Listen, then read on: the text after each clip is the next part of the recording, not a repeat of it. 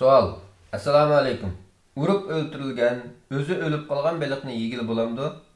Hozir baliqni zarbi bilan beshiga to'qmoq, kaltaklar bilan o'ltirib yeydigan, ham o'zi o'lib qolgan baliqni yeydigan ishlar paydo bo'lg'ili turdi.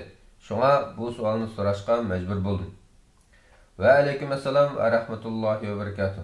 Barliq hamdu sana Janobi Allohga bo'lsin. Shundaqla payg'ambarimizga, oila tavobatlarga va onunğa taki qiyomat kishi agashganlarga durud va salomlar bo'lsin. Alloh taolo mundaq degan: "Ey iymon etqanlar, biz sizlarni rizqlantirgan narsalarning paklaridan yanglar. Agar Allohga ibodat qiladigan bo'lsanglar, Allohga shukr qilinglar. Alloh sizlarga faqatla o'zi o'lib qolgan hayvonni, qonni, cho'chqa go'shini va Allohdan boshqasiga bo'g'izlangan hayvonni yeyishni harom qildi." Bu va boshqa oyatlar o'zi o'lib qolgan hayvonning haromligini ko'rsatadi. Lekin baliq buningdan farqli bo'lib, olimlar orasida quruqliq hayvonining o'zi o'lib qolgani harom bo'lgani bilan baliqni chorvamonlardek bo'g'izlash kerak emasligida, shundaqla uning o'ltirilganining suvdan ayrilib o'lib qolganining pok va halol ekanligida boshqa qarash yo'q. Bu haqda Imom Navaviy va boshqalar ijmo borligini aytgan. Jabir ibn Abdullah radhiyallohu anhu rivoyat qilib aytdiki, biz G'azan qo'shini deb atalgan bir qo'shinda g'azotga chiqdik. Abu Ubayda qo'mondan qilib tayinlandi. Uzuq to'likimiz tugab qattiq ochliqda qolgan edik. Dengiz bizga o'lik bir kitni chiqarib berdi. Biz uningdek kitni ko'rib boqmagan edik. U ifar kiti deb ataladi. Biz uningdan yarim oygacha yeb oziqlandik. Abu Ubayda uning so'ngaklaridan bir talni elib tiklaganda ostidan uloq mingan bir odam tagmay o'tib ketgan edi. Buning asosan suvdan ayrilganligi uchun o'lgan baliq mayli qirg'oqqa chiqib qolib o'lgan bo'lsin yoki biz tutib suvdan ayrilgan bo'lsin, hammasi haloldir. Uning halol bo'lishi uchun uni bo'g'izlash yoki kesish kerak emas. Buningda o'limalar o'ttirisida boshqa qarash yo'q. Ammo o'zi o'lib qolgan baliqning bir turida qarash o'xshamasga bo'lgan. U bo'lsa-mu suvning ichida o'zligidan o'lib qolgan baliq bo'lib, suv yuziga laylisin yoki laylimisin, bundoq baliqlar Hanafiy mazhab qarshida haromdir. Ammo qattiq sovuq yoki issiqdan, shundaqla suvning layib ketishi sababidan o'lgan baliqlar bo'lsa, Hanafiy mazhabdagi kuchliklar qarashda uni iste'mol qilishga bo'ladi. Chunki bu sovuqdan yoki issiqdan yoki suvning layishidek ma'lum sababdan o'lgan bo'ladi. Jabir ibn Abdullah radhiyallohu anhu rivoyat qilib mundaq deydi: Payg'ambar sallallohu alayhi va sallam bizga dengiz to'lqini qirg'oqqa chiqarib o'tgan yoki dengiz suvi kayning tortilganda qirg'oqqa chiqib qolganini yesanglar bo'ladi, o'zi o'lib qolib suv ustiga laylab qolganini yemanglar degan edi. Bu turlik suvda o'zi o'lib qolgan baliqning harom bo'lishidagi hikmat uning buzilganligi va mehnatligidir. Chunki u o'zligidan o'lib laylab qolgan ahvolda qachon va qanday o'lganligi ma'lum bo'lmaydi. Bu jihatdan halol quruq hayvonlarning o'zi o'lib qolganlariga o'xshash harom bo'ladi. Buningga asosan biror sababdan suvda turib o'ltirilgan baliq to'rda tutilib suvdan ayrilib o'ltirilgan baliqqa o'xshash halol bo'ladi. Darvaqa bu turlik baliqning hukmida salaflarimizning qarashlari o'xshash bo'lmagan. Hazrati Ali, Ibn Abbas, Jabir qatorliq 3 sahobadan va yana Jabir ibn Zayd, Ata, Sa'id ibn Musayyab, Hasan ibn Sirin va İbrahim qatorliq tabiinlardanmi o'zi o'lib laylab qolgan baliqning makruhligi rivoyat qilingan. Hanafiy mazhabining bu qarashini mazkur oyatdagi o'zi o'lib qolgan hayvon degan umumiy ta'birni kuchlantirdi.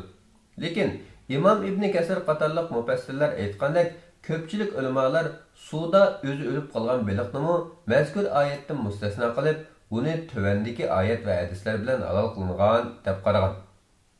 Boshqa bir oyatda Alloh taolo sizlarning va yo'lovchilarning manfaatlanishi uchun sizlarga dengiz ovlari, dengiz yemekliklari halol qilindi degan.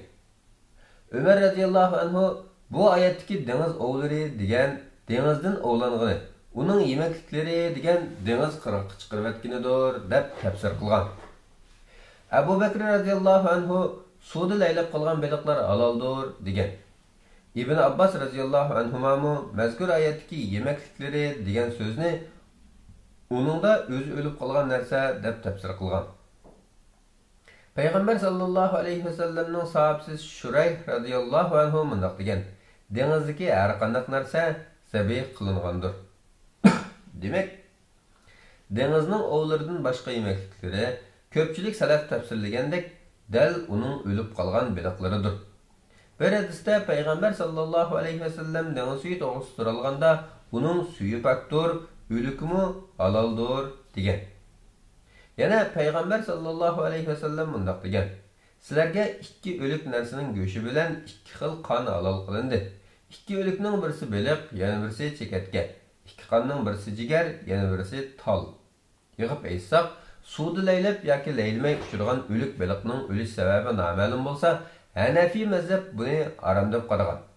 Suvdan ayrilib qolganlikdan yoki issiqdan yoki sovuqdan yoki odamzod va yoki hayvonning o'ldirishi sababidan o'lgan bo'lsa, uni halol deb qaragan. Ko'pchilik olimlar u turlik baliqlarning hammasi halol deb qaragan. Hammaylar baliqni bo'g'izlab o'ldirish kerak emas deb birlikka kelgan. Urib o'ldirish masalasiga kelsak, oldi bilan shuni eskartish kerakki, baliqni tirik tutgandan keyin u o'lmagicha yoki o'ldirilmagicha uni yeyishga bo'lmaydi. Shundaqla uni tirik turg'izib pishirishga bo'lmaydi. Chunki bu ehtiyoj bo'lmasa-mu qiynashdan iborat. U odatda tez o'ladigan bo'lg'achqa o'lishni kutib turish tamoman mumkin. Buning uchun baliqni suvdan ayirib o'ldirishni kutish lozim. Suvdan ayrilsa-mu xil uzun yashaydigan baliqlarni qiynamaslik uchun bo'g'izda o'tish yoki quyruq tarafidan kesish orqali o'ldirishni mustahab deb qaragan olimlarmi, bo'g'izlamay o'ldirishni kutib turish mustahab deb qaragan olimlarmi bor. Lekin suvdan ayrilsa tezda o'ladigan bo'lsa, uni bo'g'izlash makruh bo'ladi.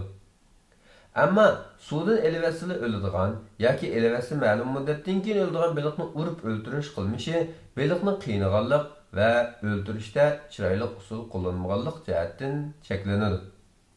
Shaddad ibn Aws radhiyallohu anhu mundaq deydi: "Men Payg'ambar sallallohu alayhi va sallamning ikki jumla so'zini anglab yodlab oldim.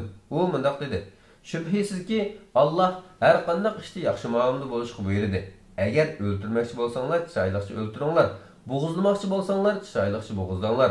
Mol bo'g'izlamoqchi bo'lganinglarda molni qiynamay, pichoqni yaxshi bilanglar." Shunga baliqni urib o'ldirishga bo'lmaydi. Bu dinsiz millatlarning odatida bo'lsa kerak. Janobi Alloh ihson qilinglar. Ihson qiluvchilarni Alloh haqiqatan do'st tutadi degan. Oyatidami musulmonlarni ihson qilishga buyurgan. Baliqni urib o'ldirish ihsonga, musulmonlar zinnatlash kerak bo'lgan rahmdillikka zid keladi. Ammo urushning o'zi qiynalganlik jihatdan cheklangan bo'lsa-mu, buning bilan u baliq harom bo'lib ketmaydi. Chunki baliqlarning halol bo'lishi uchun chorva mollardagidek bo'g'izlash shart emas. Bo'g'izlashning shart emasligida yuqorida bayon qilganimizdek, olimlar o'rtasida ijmo bor. Xulosa, baliqni urib o'ldirishga bo'lmaydi, lekin urib o'ldirilgan baliq halol. Vallohu alam. Fatvoda doktor Abdul Aziz rahmatulloh 2016-yili 11-oyning 22-kuni. Fatvolar majmuasi 2-tom 90-numurliq fatvo. Assalomu alaykum va rahmatullohi va barakatuh.